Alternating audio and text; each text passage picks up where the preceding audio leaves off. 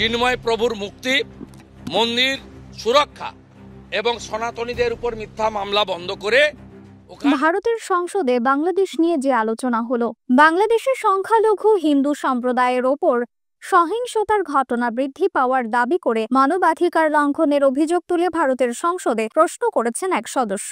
গণ অভ্যুত্থানের সাবেক প্রধানমন্ত্রী শেখ হাসিনার পতনের পর থেকেই ভারত অভিযোগ করে আসছে বাংলাদেশে হিন্দু সহ অন্যান্য সংখ্যালঘুরা ব্যাপক অত্যাচার নির্যাতনের শিকার হচ্ছেন। হিন্দুদের শত শত মন্দির, ঘরবাড়ি, ব্যবসা প্রতিষ্ঠান জ্বালিয়ে দেওয়ার মতো অতিরঞ্জিত খবরও প্রকাশ করেছে ভারতীয় মিডিয়াগুলো। এসবের জবাবে অন্তর্বর্তী সরকারের প্রধান উপদেষ্টা ডক্টর মোহাম্মদ ইউনূস ভারতীয় সাংবাদিকদের বাংলাদেশে এসে সরেজমিনে প্রতিবেদন করার আহ্বানও জানিয়েছিলেন, কিন্তু তা সত্ত্বেও তাদের প্রোপাগান্ডামূলক প্রচারণা বন্ধ হয়নি। এর মধ্যে বাংলাদেশ সনাতনী জাগরণ মঞ্চের মুখপাত্র চিন্ময় কৃষ্ণ দাস দেশদ্রোহিতার অভিযোগে গ্রেফতার হবার পর ভারত আবারও সংখ্যালঘু ইস্যু নিয়ে দৌড়ঝাঁপ শুরু করেছে। এসবের মধ্যে বৃহস্পতিবার দেশটির সংসদে বাংলাদেশ নিয়ে আলোচনা হয়েছে। বাংলাদেশে হিন্দু মন্দির ও প্রতিমা ভাঙচুরের ঘটনা বেড়েছে কিনা, ভারত সরকার এই বিষয়টি বাংলাদেশের অন্তর্বর্তী সরকারের কাছে উপস্থাপন করেছে কিনা, এসব প্রশ্নের জবাবে ভারতীয় পররাষ্ট্র প্রতিমন্ত্রী কীর্তি বর্ধন সিং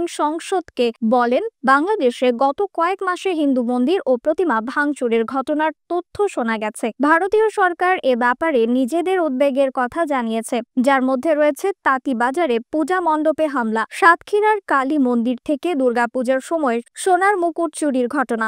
ভারত সরকার বাংলাদেশ সরকারকে হিন্দু সহ সব সংখ্যালঘুর প্রার্থনা স্থলের নিরাপত্তা নিশ্চিতের আহ্বান জানিয়েছে। এছাড়া ভারত বাংলাদেশকে বলেছে, সংখ্যালঘু সহ দেশটির সব নাগরিকের নিরাপত্তা নিশ্চিতের দায়িত্ব অন্তর্বর্তী সরকারের। এদিকে সনাতনী জাগরণ মঞ্চের মুখপাত্র চিন্ময় কৃষ্ণ দাসকে গ্রেফতার এবং এটির পরবর্তী ঘটনাবলী নিয়ে পররাষ্ট্রমন্ত্রী এস জয়শঙ্করের সঙ্গে প্রধানমন্ত্রী নরেন্দ্র মোদী বৈঠক করেছেন বলে জানিয়েছেন ভারতীয় সংবাদ মাধ্যমগুলোতে। তারা দুজন সংখ্যালঘুদের ওপর নির্যাতন বেড়ে যাওয়ার কথিত অভিযোগ নিয়ে আলোচনা করেন। নিউজ ডেস্ক, রিফাত আর ইসলাম, ভোরের আকাশ।